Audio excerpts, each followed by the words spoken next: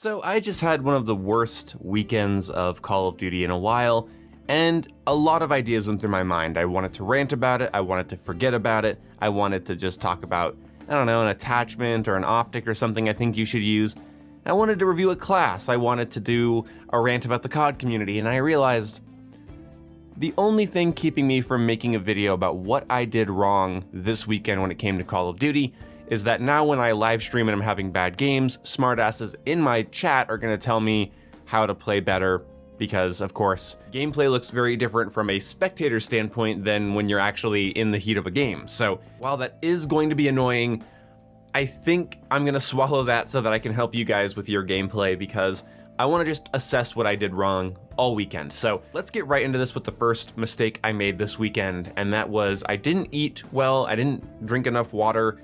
I was sort of dehydrated and hungry and kind of over-caffeinated. I was drinking a lot of energy drinks, and so I think there was genuinely just physiologically a problem there. I had just a rough weekend of streaming, and I think one of the reasons is I was dehydrated, over-caffeinated, and the food inside me was salty fast food. So I just had a bunch of like kind of salty, greasy fast food in me, and then on top of that, I didn't get a ton of sleep or a ton of good sleep. I was going to bed late, getting up early, doing random stuff, and then going back to bed and waking up, and just, you know, not good. So not good sleep, not good food, not good water intake, just really bad lifestyle choices. Again, physiologically, I think those were the main issues, but how did that affect me in gameplay? With moment-to-moment gameplay, how did this affect me? Well, it fried my decision-making ability. So the first thing I was having trouble with is that I was way too gung-ho. I was sprinting after every kill upon reviewing my stream and reviewing my footage.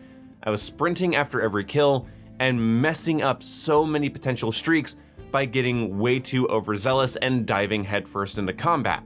I think because I know a lot of the rhetoric about Call of Duty being too campy it's kind of garbage, because to play smart in a fast TTK FPS game like Call of Duty, you've always had to, you know, hold back, know when to push, know when to stop, use cover, lock down a position, be smart about your positioning in general.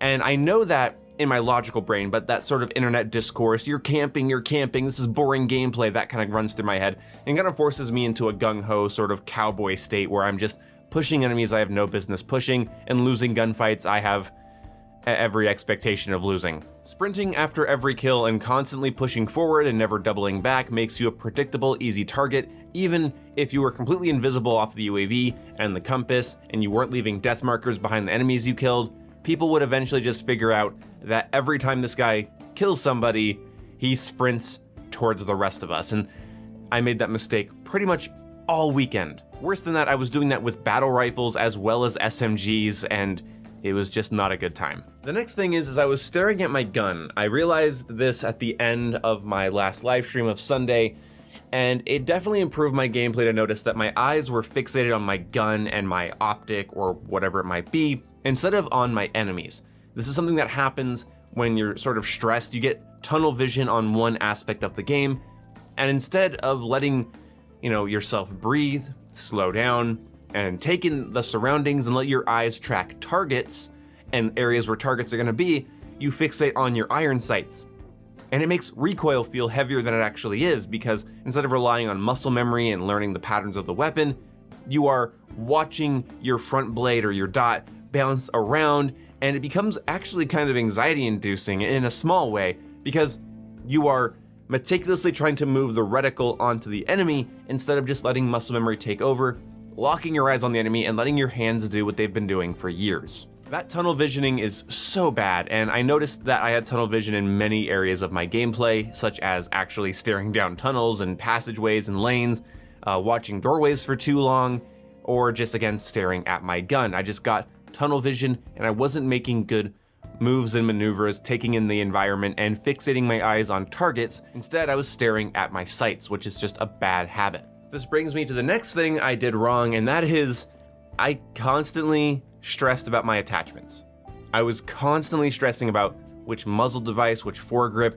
I think I bounced between like 6 foregrips in one match once, which that's terrible. Even using a bad foregrip through an entire game is preferred, because then you get muscle memory with that gun's current recoil pattern. and consistency is key. Like basically I was resetting my muscle memory every time I switched to one of these attachments, and because of that, I never got more confident throughout the play session. So that was another big one. So far we have bad physiological states, we have being too aggressive and sprinting after every kill, fixating on my weapon instead of my enemy, and then obsessing over what attachment would help me the most in what situation. And you know, that's a funny thing too, is that in Modern Warfare 3, back when I first finally owned my own Xbox, had my own Xbox Live Gold, and could sit and grind Call of Duty, up until then I was just playing a ton of Modern Warfare 2 and Black Ops 1 with friends. Modern Warfare 3 was a current COD that I got to play online in my room, and I noticed that I was changing my class every time I died. I would change classes every death. I'd even start playing with the default classes if I started dying too much.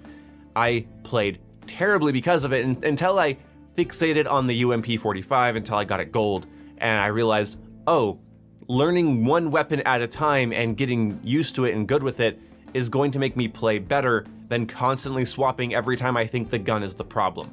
It's not the problem, you're the problem. So I learned that all the way back in like 2012, and I still make that mistake. So over a decade later, we're still learning. I hate everything. That's really what this video is all about. I'm still learning Call of Duty at times, and I'm still having really bad weekends, really bad play sessions, sets of play sessions. When I'm in the mood for the game and I'm playing really poorly, you know, it sort of pushes me away from the game over time if that continues, but now I know the reasons that gameplay is bad, why I'm not doing well, why I'm not having fun, and I can make adjustments. This is the first time I've really verbalized it, but I'm doing so in the small chance that it might help one of you guys out there that might be having your own similar issues with your favorite shooters or Call of Duty specifically. I would say the last big problem with my play session though was that I really just couldn't relax. I couldn't just relax and have fun. I couldn't use a goofy attachment. Every time I lost a gunfight with a weird attachment, I blamed that weird attachment, and that's a bad habit to get into. And also, I should have slowed down. I should have been able to camp. I should have waited and baited out my opponents. I should have adjusted and adapted my class to the enemies I was fighting. Like in the matches where I couldn't rely on my team to cover flanks, I should have used claymores and motion detectors. When I couldn't gain map control, I should have switched attack inserts, but I just didn't. Like I couldn't just relax and enjoy the game. Like I wanted, for some reason, to hop into rooms full of enemies that are ready for me and around my skill bracket, whatever that invisible skill bracket is, and I just thought I would win. And I don't think I got a merciless all weekend. I think I put in about 10 hours this weekend and not one merciless. So 10 hours, not one 10 kill streak. Now, I could blame this on a couple different things. I do have some stresses in my life. I did just get over a cold, and then I spent Wednesday, Thursday, and Friday with friends. I kind of ran myself ragged. I kind of beat myself up emotionally and physically and drained myself. And I think then not eating well, not sleeping well, and trying to play Call of Duty, and then trying to be aggressive and get high kill gameplay or really aggressive gameplay. You know, in some ways that's good, you know, to try to push your limits a little bit, to see what you can and can't do in the situations you're not supposed to be in.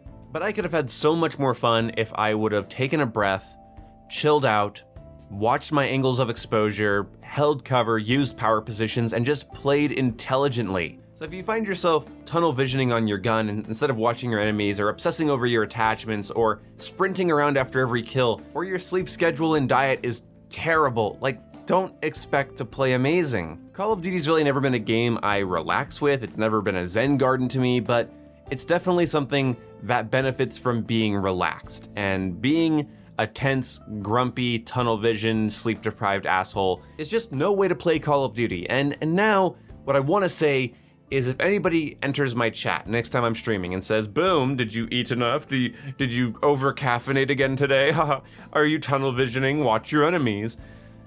I will ban you. I will absolutely ban you from my chat, even if you're right. Like, I know that I'm not the best player, and I know that I'm inconsistent, and I know that sometimes I'm just not doing too hot. And I think this video is proof that I can analyze myself. If you make a habit of backseat gaming me in my chat, I'm gonna have issues with you. Because it's really easy to be like, hey, I wouldn't have died there, I wouldn't have died there, you should do this better, whatever. But just a small tangent here, the up-to-date hindsight thing is the most annoying thing to do to any streamer, whether they're playing Sonic Frontiers, Resident Evil 4, Hogwarts Legacy, or Call of Duty, I don't give a shit. The up-to-date hindsight of what they should have done and how they should be playing, nobody wants to live stream a game for live tips and tricks while they're getting their ass kicked. I'm sure some of you mean well, but most streamers know when they're playing poorly. Being reminded or being condescended to is just bad. There's no way to make giving somebody advice while they're struggling look good. It will always be condescending no matter how well-meaning you are.